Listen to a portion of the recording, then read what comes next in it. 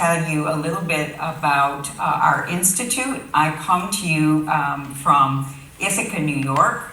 This is a small city in upstate New York. You see a picture on the right here, an aerial view of our campus. And this is in the fall when we have foliage and beautiful color. It is also very white and full of snow 4 or 5 months of the year. Our institute is in the School of Industrial and Labor Relations at Cornell University, which is a college for the workplace, the ILR school. Our institute focuses on disability, and its focus is to advance the inclusion and full participation of people with disabilities with a focus on the workplace, but also the community more broadly. Our work includes research on this area of employment and disability. We provide training for a variety of stakeholders, which I will name in a moment, and we provide technical support with the provision of many informational resources, now mostly virtual and online. And we hope our efforts are focused on expanding knowledge about disability inclusion and ultimately leading to real impact and change. This is a snapshot of part of our team. We, as I mentioned, conduct research and knowledge translation and diffusion activities.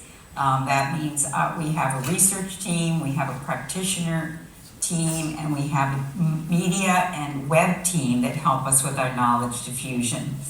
We focus on maximizing full inclusion of people with disabilities, both in employment, which is our major focus, but also more broadly in education and civil society. We are now approaching a 70-member team, very multidisciplinary. We have psychologists, social workers, special educators, statisticians, evaluators, as well as these other professionals that I mentioned, practitioners, and media. We are an enterprise unit, and by that I mean we are able to initiate our activities and execute on them with the support of federal grants that we pursue and state funding from New York State, where we are situated, as well as other funding from foundation and fee for services. Our target audiences are people with disabilities themselves, family members of people with disabilities, disability service and advocacy organizations, policymakers, government agencies, employers, unions, schools at all levels, but mostly those with ages 14 and above, because we're focused on employment, and communities more broadly, providing information on disability rights. I would also like to acknowledge, as some of our colleagues did, my own disciplinary expertise, which is certainly the lens. Our institute has this employment focus, but the lens that I speak from, I'm a rehabilitation counseling psychologist by training and a vocational rehabilitation counselor. And that profession, my practitioner profession, is focused on employment of people with disabilities. And my doctorate disciplinary focus has been policy with a focus on workplace policy. And you will see the biases of my disciplinary background and my research and professional experience evident in what I'm going to focus on today.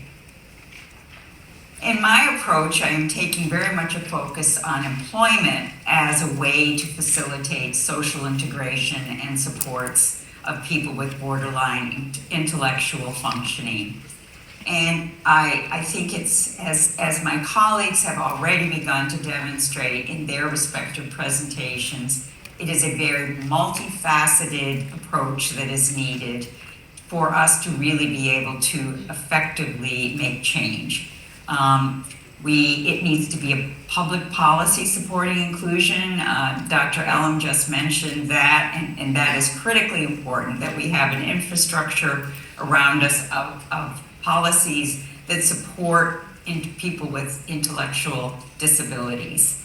We need educational preparation for these people to be able to function more effectively in society and to get work. They need work experience.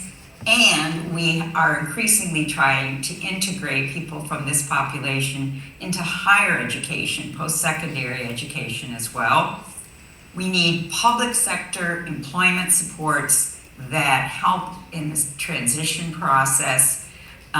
We need corporate and employer engagement, which is where I spend a great deal of my time and focus and research. And of course, it is imperative that we have community supports that are ongoing for individuals so they don't fall from the nets of either school or employment, and family supports, which are absolutely critical. And integrating family interests in the decision-making process is imperative. So I will take each of these, what I'm labeling as elements of effective change in my conversation with you, and that it will be public policy supporting inclusion, educational preparation, including work experience and higher education, corporate and employer engagement, and I'll talk a bit about community and family supports in lacing through all of these.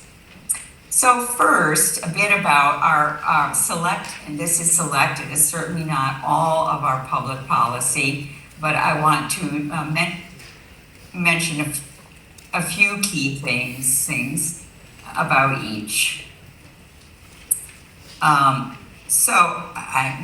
The Developmental Disabilities Bill of Rights of 2000, I think, is a critical one for us to talk about first, because that provides a number of overarching supports. This piece of legislation, which has taken different forms prior to 2000, but I'm speaking mostly right now about the 2000, it provides for a council of state councils that have as a responsibility to design services that are more fully inclusive, that maximize integration at all levels, and the least restrictive environment for individuals with disabilities.